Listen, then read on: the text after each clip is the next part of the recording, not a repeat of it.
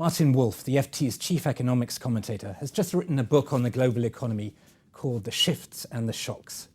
Joe Stiglitz, the Nobel Prize-winning economist, in his review of the book, wrote that Martin had outdone himself. Not only does the book explain the malaise in which we have been mired since 2008, but also depressingly provides a convincing analysis of why we are likely to remain so. Now, Martin, since the financial crisis, central banks and governments have staved off a depression, prevented a relapse into protectionism, re-regulated the banks. The global economy is on track to grow faster in this decade than in any of the previous three. Daniel Dresner has even written a book recently called The System Works. What's the problem? Well, it depends on your expectations of the system. I think the short answer is that in the developed world, we prevented a depression of the scale of the 30s, but we basically suffer from an extraordinarily weak recovery. That's particularly true in Europe, but it's also true in the United Kingdom and even in the United States, not only in the sense that the level of output is far below what we thought it would be before, but the rate of growth has never yet got back to where it was before the crisis.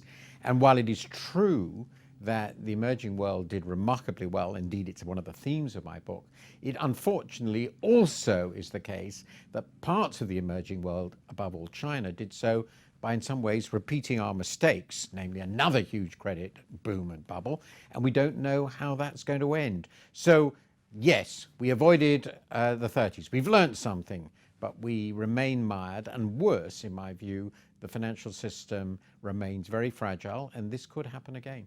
If you were running the world, and some people at Davos suspect that you do, what are the three things that you would now do to fix this faulty system? Well, first of all, I would do everything in my power to get a stronger recovery in our economies. A stronger, more balanced recovery. And the place where that's most important, as everybody knows now, is Europe, which is essentially stagnant.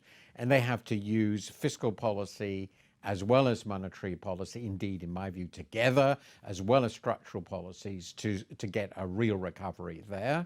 I think in the US and UK, it's not too bad. There's a serious lack of balance in some important ways. But that's the first thing, get a really strong recovery. The second thing is we need a plan, an ambitious plan for ending up with a much more robust financial system than we had before. Not just a little bit more robust, much more robust. And I'm one of those people who is convinced that we need much higher capital in the system than we've ever had, than we've essentially had before. The whole financial system was allowed to become vastly too highly leveraged. And the third thing, which is central to my whole story, is a more balanced demand in the world economy. And that means, above all, a much stronger investment in everywhere, but particularly in the emerging world. And that's outside China. And we need institutions that support that.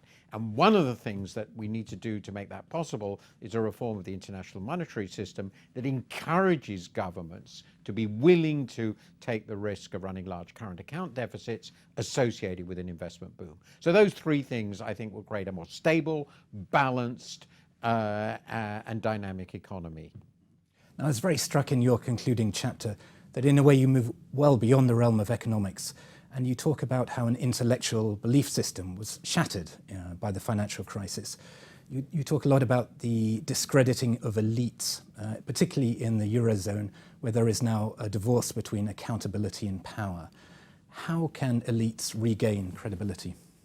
Well, partly by doing the sorts of things I have suggested, namely by being effective policymakers. I think the Eurozone has a particular problem, which is one critics were always concerned about, that when or if crises hit, the elected leaders, who are national leaders, will find they had virtually no levers anymore.